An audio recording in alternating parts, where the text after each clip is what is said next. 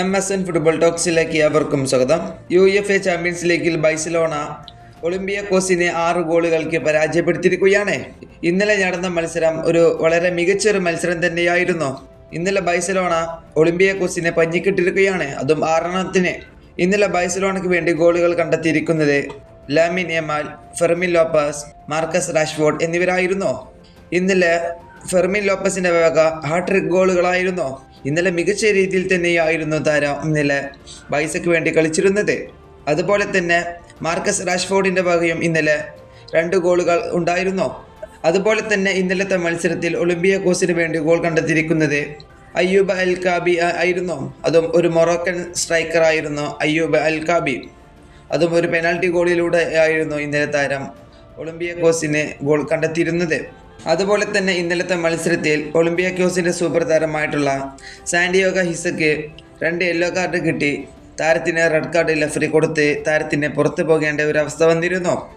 അത് ഒളിമ്പിയാക്കോസ് അങ്ങനെ 10 പേരായി ചുരുങ്ങി. അതിനുശേഷമായിരുന്നു അവരുടെ ഗോളുകളുടെ എണ്ണം കൂടിയത്. അതുപോലെ തന്നെ ഇന്നലത്തെ മത്സരത്തിലെ പ്ലെയർ ഓഫ് ദ മാച്ച് ആയത് ഫെർമിൻ ലോപ്പസ് ആയിരുന്നു. ഇന്നലെ താരം മികച്ച രീതിയിൽ തന്നെയായിരുന്നു ഇന്നലെ ബൈസയ്ക്ക് വേണ്ടി കളിച്ചിരുന്നത്. ഇന്നലത്തെ മത്സരത്തിൽ ബാഴ്സലോണ ഇറക്കിയിരുന്ന ആദ്യ 11 ഇങ്ങനെയായിരുന്നു.